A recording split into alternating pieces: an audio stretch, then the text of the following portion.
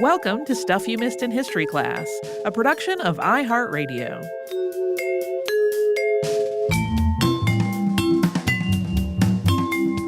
Hello and welcome to the podcast. I'm Tracy V. Wilson. And I'm Holly Fry.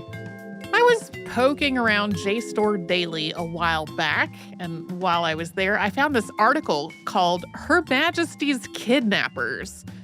And this article was about a couple of men who abducted boys and forced them to work as actors in early modern England. And I was like, well, I definitely have to find out more about that.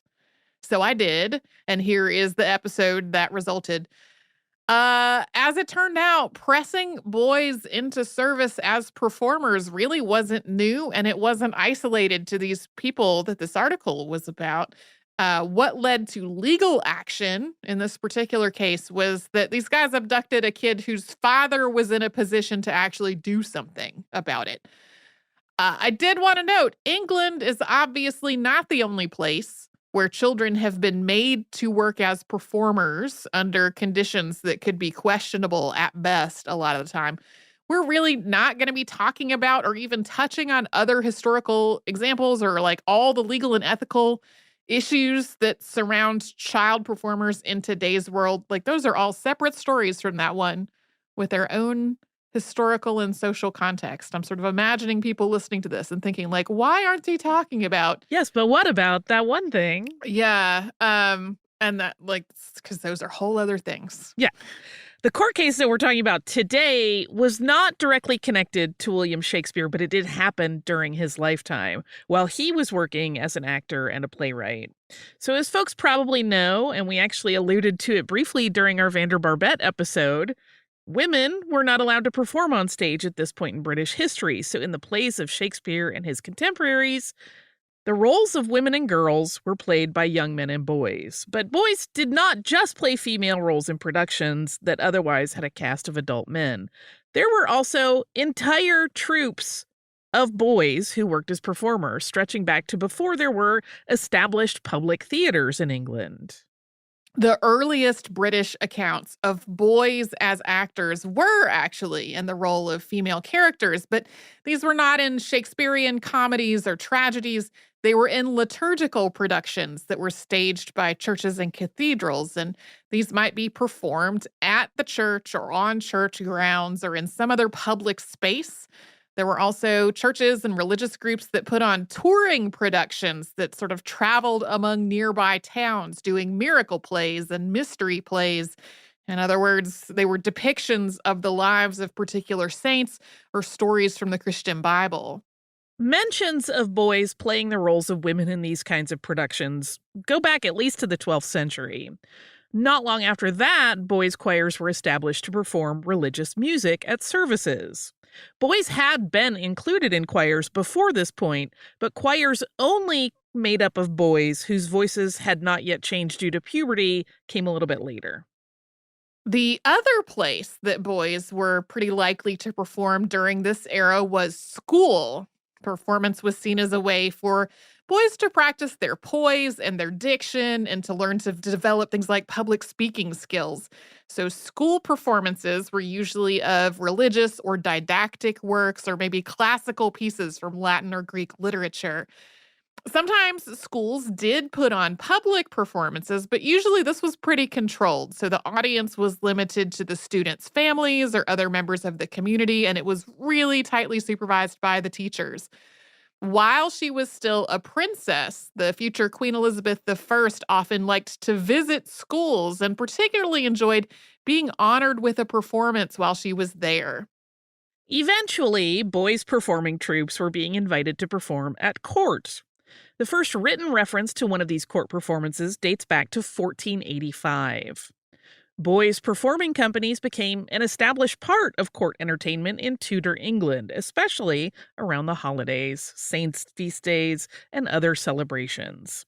In 1509, King Henry VIII appointed William Cornish as Master of the Chapel Royal, and underneath Cornish's direction, the use of boys as actors and singers and other entertainers at court increased dramatically. Queen Elizabeth was also a fan of these companies, both before and after she ascended to the throne. So in Tudor England, whoever was in charge of court entertainment or whoever was specifically in charge of child entertainers, they often had the right to press people into service. We more often talk about impressment in the context of something like being forced to serve in the Royal Navy. But anybody whose labor was seen as valuable could be impressed. So that included artisans, skilled craftspeople, and performers, including child performers. Since the choirs were made up of boys whose voices hadn't changed due to puberty, these children were usually between the ages of about 6 and 14. If there are any first person accounts from any of these children about what life was like in these troops, whether they were impressed or whether they were performing of their own free will, Tracy didn't find any of them. We don't know that any exist. But it's likely that the conditions that they were working in often were not good. We do have first person accounts from people who encountered various children's troops who described those children as hungry, sick, and exhausted after traveling to their performance. It is also very likely that many of them were subjected to physical or sexual abuse. In the early mid 16th century, these troops started to evolve, and the material that they were performing evolved as well. Rather than performing almost exclusively religious or didactic work or maybe classical literature and doing that at a church or a school or at court, troops started performing more comedic work for the public, including satirical songs and sketches and plays. Some of this grew out of the Protestant Reformation. Since Catholic dramas and Catholic religious music were no longer permitted, performers had to find new material. This wasn't entirely new. The earliest known English language secular plays date back to about 1300, but more playwrights started writing these kinds of plays and more people started watching them. These troupes also weren't performing at the large, purpose built theaters that might come to mind in the context of Elizabethan or Shakespearean theater. So, those 3-story round structures that were open in the center. None of those had been built yet when these troupes started performing publicly. The first of those, the Red Lion, was erected in 1567, and James Burbage built England's first permanent theater, which was just called the Theater, in 1576. So instead, these boys' troupes we're talking about were in much smaller, enclosed, repurposed spaces. Also, especially as people moved away from staging plays that were explicitly religious or didactic, performing in public was seen as really suspect. There were plenty of small troops of entertainers, of adults who traveled around England putting on some kind of a show, but they were often regarded as vagrants or criminals. It's possible that the adults who were in charge of these troops of children thought that their age would offer them some protection from criticism or suspicion, and that really may have been true, but that didn't necessarily apply to the playwrights who were writing for children's troops. Some of these playwrights were censured or even imprisoned over material that they wrote that was then performed by children. One way the people who managed these boys' companies tried to get around this kind of suspicion was to frame their performances as rehearsals. So, after all, if you were going to perform before the monarch, of course you had to practice. What was the harm in selling a few tickets so that people could watch the boys rehearse and so the boys could get used to having an audience? It's possible that this really did start out with selling tickets to watch rehearsals, but soon, fully commercial, professional troupes of children were regularly performing for a paying audience, just with their managers still describing it as a rehearsal. In 1572, the City Council of London banned public performances due to an outbreak of plague, and plays were banned altogether 3 years later.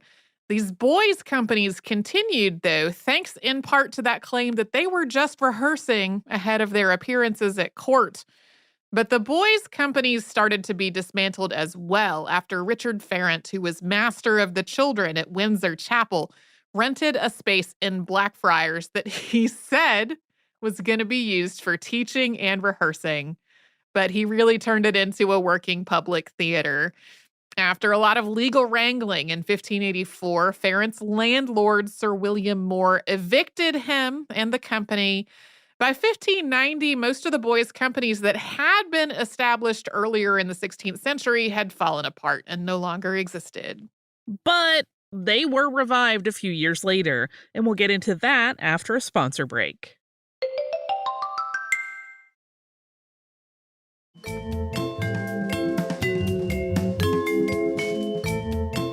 After a hiatus of about a decade, boys' performing companies were briefly reestablished in Britain.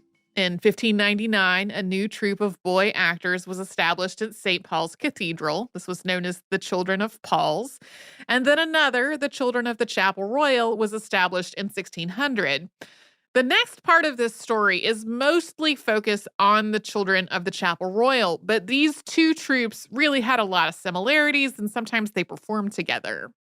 The Chapel Royal was the monarch's personal chapel, and the master of the Children of the Chapel Royal was Nathaniel Giles, who was also organist and master of the choristers at St. George's Chapel, Windsor.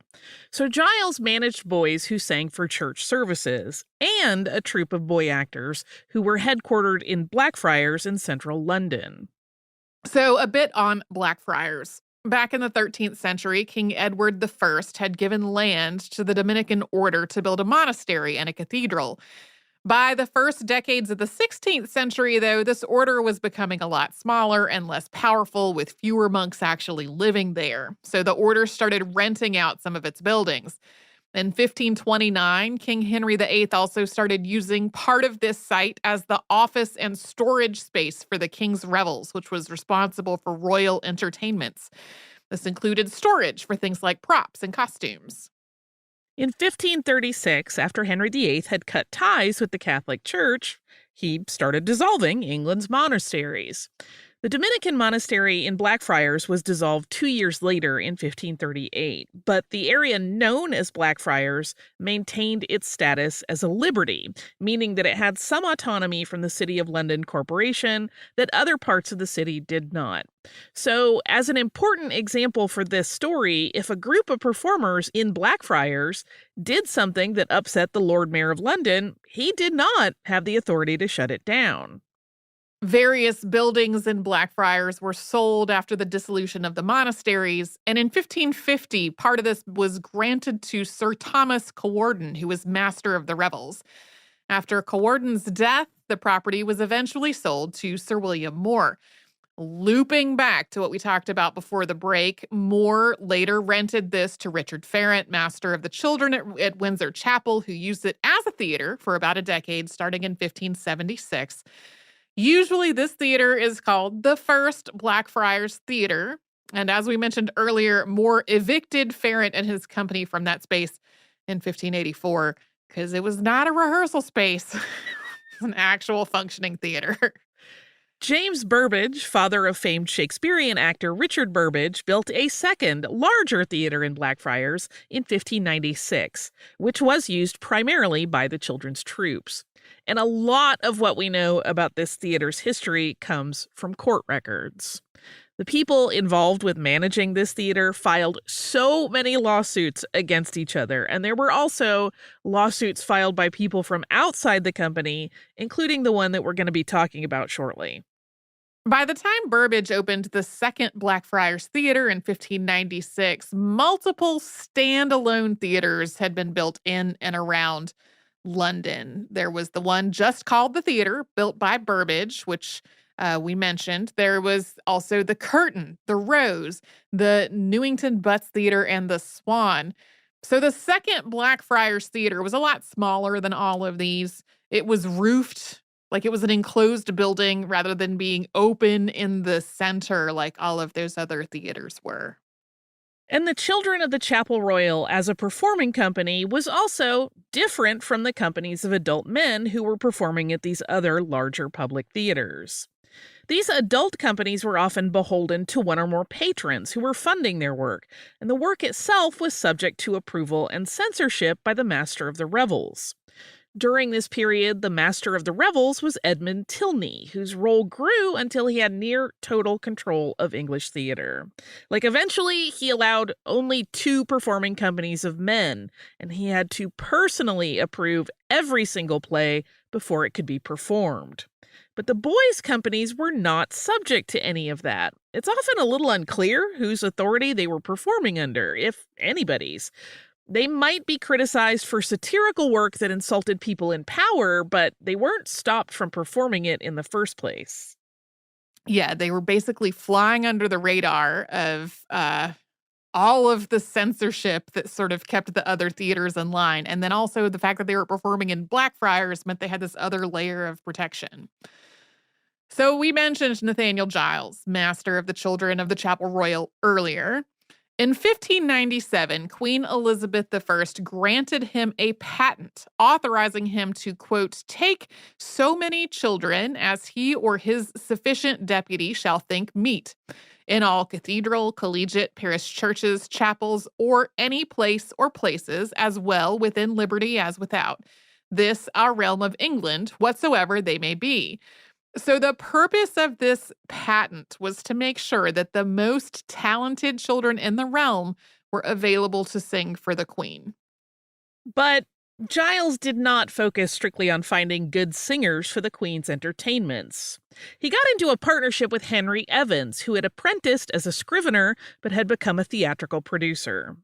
In 1600, Evans leased the Blackfriars Theater from Cuthbert and Richard Burbage, sons of James Burbage, with the plan of establishing a company of boy performers there. Evans envisioned turning this company into a highly profitable business venture, which meant that Giles needed to use his patent to recruit enough boys to fill an entire acting troupe. By December of 1600, Giles and Evans were aggressively impressing children to fill out their acting company. If parents complained, sometimes they would offer them the option to buy out the boys' contract, which was really not much different from kidnapping children and then ransoming back to their parents, except in this case, these kidnappers had royal permission to impress children into performing, which meant most parents didn't think they could complain about it. But then, on December 13th, 1600, James Robinson, acting on the order of Nathaniel Giles, abducted 13-year-old Thomas Clifton as he was on his way to school. At around the same time, Robinson, Giles, and Evans also took a number of other boys. Nathan Field, John Chappell, and John Motteram were all in grammar school, and Alvery Trussell, Philip Pickman, Thomas Grimes, and Solomon Pavey were all apprentices. Thomas's father, Henry, was a member of the nobility, and he was well connected enough to get his son back after about a day and a half. He went to his friend, Sir John Fortescue, who was Chancellor of the Exchequer and a member of the Privy Council, and he issued a warrant for Thomas's release. And then after that, Henry Clifton filed a complaint in the Court of the Star Chamber. The Court of the Star Chamber convened at Westminster. There are contradictory explanations for where the name came from, but most agree that the room where it originally heard complaints was decorated with stars in some way, either with a star-spangled ceiling or with drapes. This court had started out as a function of the Royal Council in the early 16th century. The council would take on legal questions that, for one reason or another, couldn't go through the regular court system. Eventually, this court evolved into its own body, although it still was made up of privy councilors, and it operated under the monarch's prerogative. It was outside the bounds of the courts of common law. A lot of the cases that were heard before the Star Chamber had to do with rioting or other disturbances of the peace, as well as defiance against royal proclamations. In this case, Henry Clifton's basic argument was that Giles was abusing a patent that had been granted to him by the Queen. And we're going to get to all the details after we pause for a sponsor break.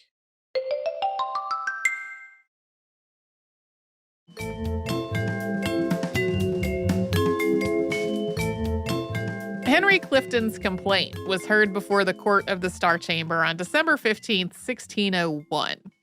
This complaint outlines his opinion that Her Majesty Queen Elizabeth had granted letters patents to Nathaniel Giles, quote, for the better furnishing of your chapel royal with well-singing children.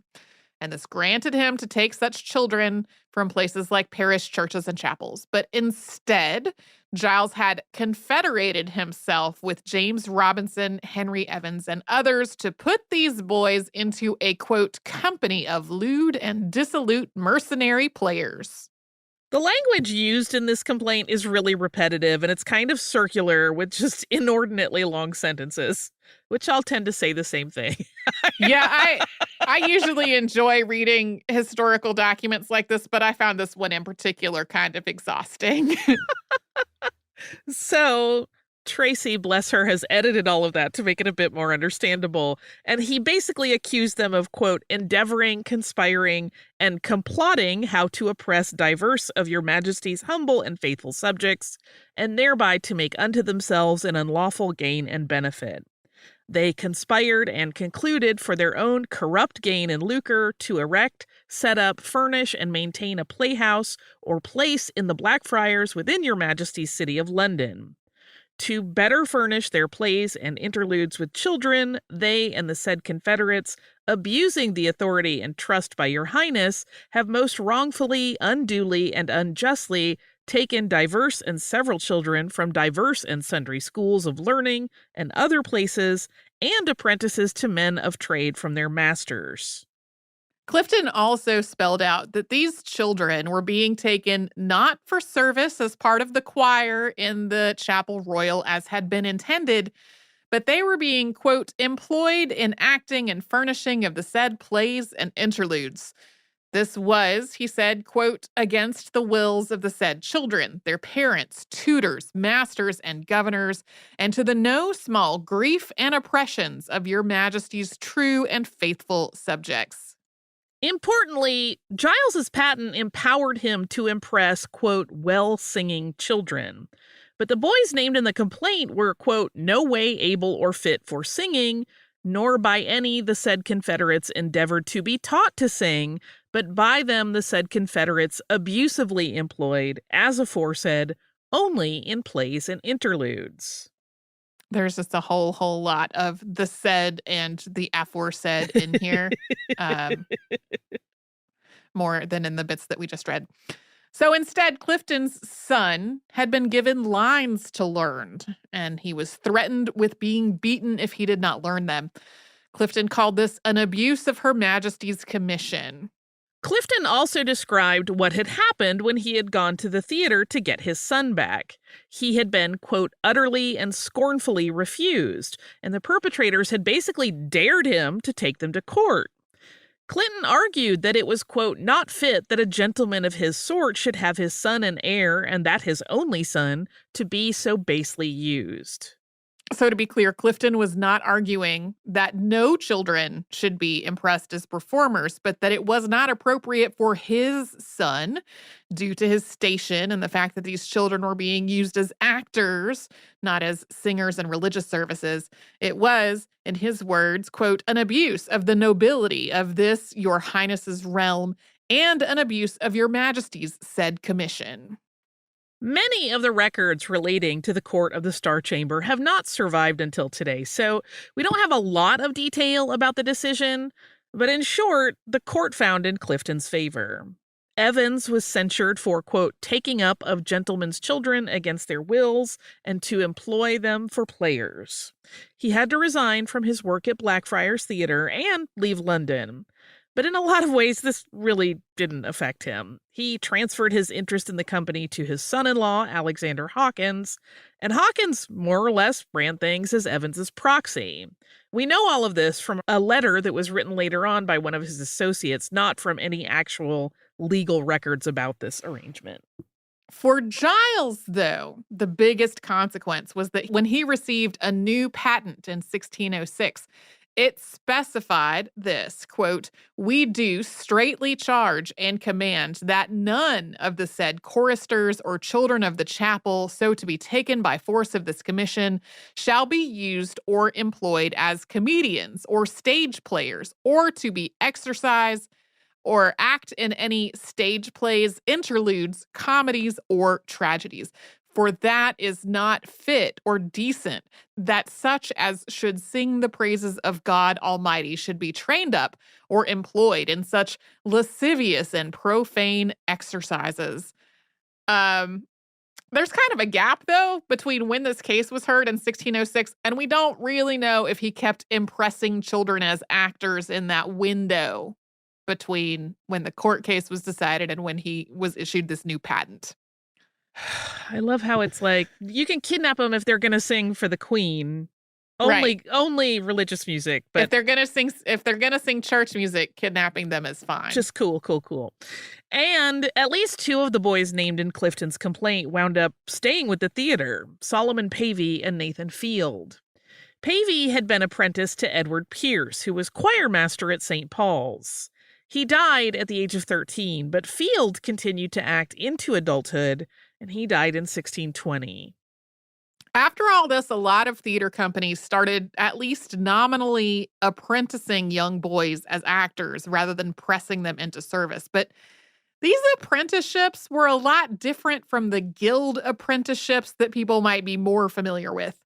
A guild apprenticeship was very lengthy and formalized, and while conditions for apprentices could be very poor, when the apprenticeship ended, the person was trained in a craft or a trade, and they had also earned a range of rights and privileges as a freedman.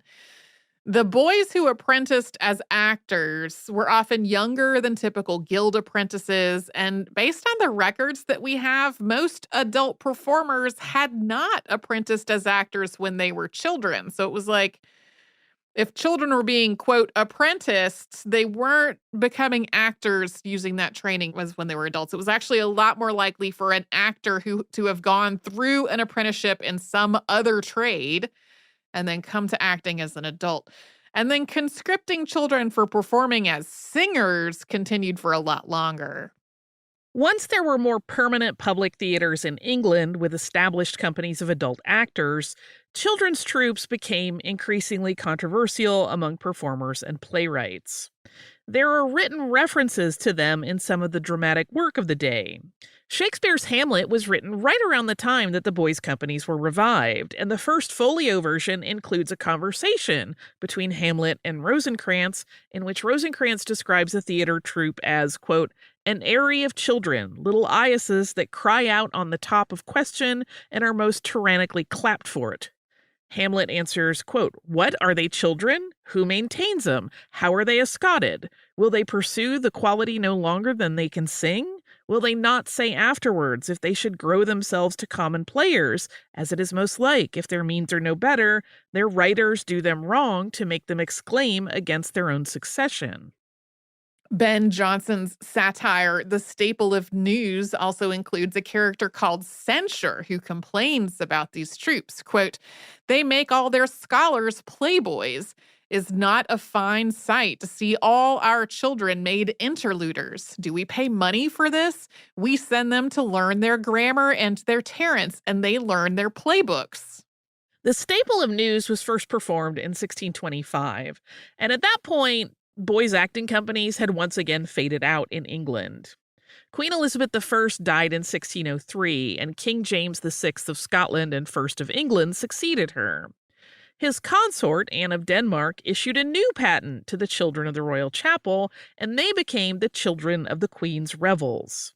They were disbanded about 3 years later after facing increasing criticism for performing a range of material that satirized the government, the nobility, and the monarchs. The Children of Paul's was disbanded in 1607 after the playhouse on the cathedral grounds was closed. London's theaters were closed down entirely in 1608 and 1609 due to plague. After the plague subsided, Richard Burbage evicted the remnants of the Boys' Company from the Blackfriars Theater, and it became the winter home of William Shakespeare's company, the King's Men. The Court of the Star Chamber also faced increasing opposition from the courts of common law and from some members of Parliament. It was abolished by the Long Parliament in 1641. We haven't really touched on this, but as a final note, there's a lot of literary criticism and theatrical scholarship that looks at how these companies of boy performers and the material they performed contributed to the development of English language drama. Obviously, there were comedies and tragedies long before the 16th and 17th centuries, but a lot of what was being written in England and in English was either religious or didactic in nature. Playwrights writing for boys' companies, which were working outside the bounds of official patronage and censorship, laid a lot of the foundations for the English language dramatic tradition. Virtually all of England's most prominent playwrights during these decades wrote for children, and wrote material for children that broke away from what was expected in terms of form and content. Yeah, I read one paper that was sort of like, I'm not going to go so far as to say that without these boys' companies, there would be no William Shakespeare, but like, it really was a lot of playwrights kind of cutting their teeth on writing different material that was then going to be performed by children. It's a wild thought. It is. And It that is. also makes like such a hugely complicated moral and um like analytical set of criteria to look at Oh, everything sure. through, where it's like, Sure. I like this play, but it's grounded in enslavement of children, and that's not good, and I don't know Yeah. how we reconcile all of this. Yeah, of course, I think most people who have ever studied Shakespeare probably are aware about, women's parts being played by boys and young men. I was really not aware until getting into this that there had been whole companies of just child actors who were Yeah, me all either. boys in England specifically. I do have some listener mail that is about a totally different subject. This is from Jen. Jen wrote, "Hi, Holly and Tracy. I loved the tomatoes episode and especially the Friday behind the scenes conversation. I wanted to write to share my own history with disliking/loving tomatoes. As a kid, I had the same aversion to chunky tomato textures as Tracy. I enjoyed the flavor, loved tomato soup, non-chunky tomato sauces, and ketchup. Yes, even the strange, colorful ketchups that Heinz introduced when I was 13. Holly is making like I love those excited, things. excited gestures about the colorful ketchups. But any semblance of actual tomato texture? No, thanks. My mom would roll her eyes when I asked her to buy me jarred salsa, only to scrape the tomato chunks off my tortilla chip with each dip. So only a flavorful tomato juice coated it. Meanwhile, my paternal grandpa had a garden filled with tomato plants that he tended with care each summer. Those plants brought him so much pride and happiness, and each time my parents and I joined my grandparents for dinner, Grandpa would pick a few tomatoes and serve them as a side dish, sliced with a pinch of salt on top. He, Grandma, and my mom would devour them with praise for how fresh and yummy they were. My dad and I would abstain. Ew, tomatoes. And Grandpa would reply, sheesh, you don't know what you're missing. Flash forward to college with a buffet style cafeteria in my dorm and a city full of diverse culinary experiences. By then, my grandpa was sick and unable to take care of the garden. Still, thinking about what grandpa said and in line with Holly getting swayed by beautiful words about tomatoes, it seemed like I had been missing out on something. I started sneaking sliced tomatoes into my cafeteria sandwiches and eating entire chipfuls of salsa without scraping off the tomato pieces. Little by little, my taste buds started to accept fresh tomatoes as a legitimately delicious food. My big realization of this change was a few years later when I attended an Earthfest festival on the Boston Esplanade, and each one of the organic grocery store tents was handing out fruit and vegetable samples. I was offered an entire tomato, and I bit into it as if it was an apple, savoring each bite. My grandpa passed away soon after I finished college and didn't get to witness my love of tomatoes. Still, every time I smell a vine fresh tomato, I think of him and smile. I now have a garden full of my favorite cherry tomato plants and a big old tomato tattoo on my arm in memory of my grandpa. I've also attached a photo of my pup. I think Risa is how we say this, who also enjoys an occasional ripe tomato. Keep up the amazing work. I always look forward to your episodes, especially the food history ones. Take care and have a relaxing and lovely summer, Jen. We have a very cute dog and a great tomato tattoo. Yeah. Um, I wanted to read this in part because I love this story for one thing. It did occur to me after we had that whole behind the scenes conversation that one thing that I will eat that does include big pieces of tomato is caprese salad. because the combination of, slices of tomato with the cheese and the olive oil and the basil and like all that. Like that I actually find pretty good, but still just plain tomatoes, big chunks of them by themselves, not usually my favorite. Last night I had a like very basic store-bought salad as part of my dinner, and it had like 4 or 5 little cherry tomatoes in there, and I ate none of them. 0 of them went Listen, into my cherry mouth. tomatoes are a gamble because sometimes they'll even look great, and I don't love Yeah. them to begin with, but like a ripe, flavorful one can be good, but sometimes they look great and they just taste like not good. Yeah. That dog is weapons grade cute, by the way. Yes. During tomato season, I will get like an heirloom tomato at the farmer's market and cheese from the cheese vendor. Like we'll get a bunch of farmer's market stuff and make like a caprese salad or something. And that I do really enjoy. And I ate 1 million of it when we were in Italy. Like every meal. It was, or just like there would be some kind of fresh mozzarella appetizer. There was a lot of that. So anyway, thank you so much, Jen, for this email and these pictures. If you would like to write to us about this or any other podcast, we're at historypodcast@iheartradio.com. We're also all over social media at Missed in History. That's where you'll find our Facebook, Twitter, Pinterest, and Instagram. And you can subscribe to our show at the iHeartRadio app or wherever else you like to get your podcasts.